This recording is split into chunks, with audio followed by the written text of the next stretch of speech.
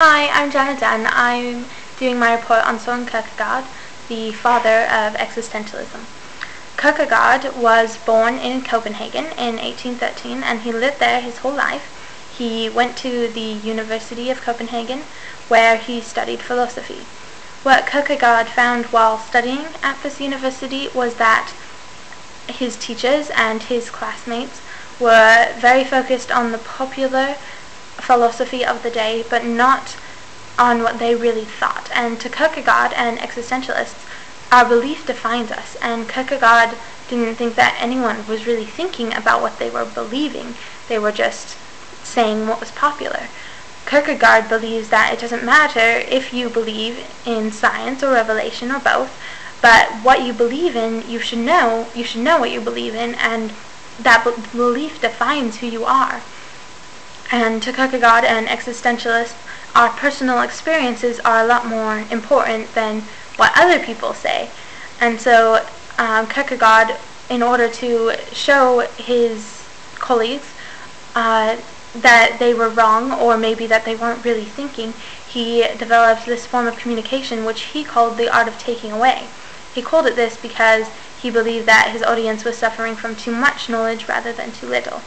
What he did was he wrote several books and other works under several different aliases, and using several characters that expressed opposing views of philosophy. In this way, his readers would read the books, but they couldn't rely on him as an author to tell them what to think because he was expressing everything.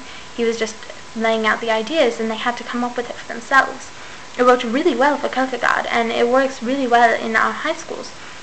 I know when I was in high school, my teachers would sometimes, play devil's advocate and oppose my views, oppose what I was saying. And because they were opposing it, I had to come up with what I believed for myself. And I had to really know what I was saying because I had to defend it. And it worked really well in high school. I don't think that this form of discussion would work so well in younger elementary schools because those students don't quite know what they believe yet. But as an existentialist, if you believe that philosophy as a teacher, you might do more field trips and more personal science projects. Anything to get students to really figure it out for themselves is a huge thing in existentialism.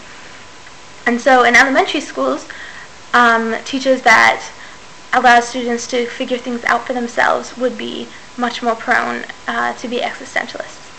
And I know that those also worked really well for me when I was in elementary school. I loved the field trips and the projects, and I remember them more than I remember the lectures. And they did become a part of me more than they became a part of the lectures. Kierkegaard was right in that sense, I think, that when we figure things out for ourselves, it means a lot more to us. And I think that Kierkegaard contributed a lot to education in that way. He helped us figure out that we need to get our students to really know what they're saying, know what they think, so that they can, in society and in the rest of their lives, they can know who they are and what they believe and where they want to go.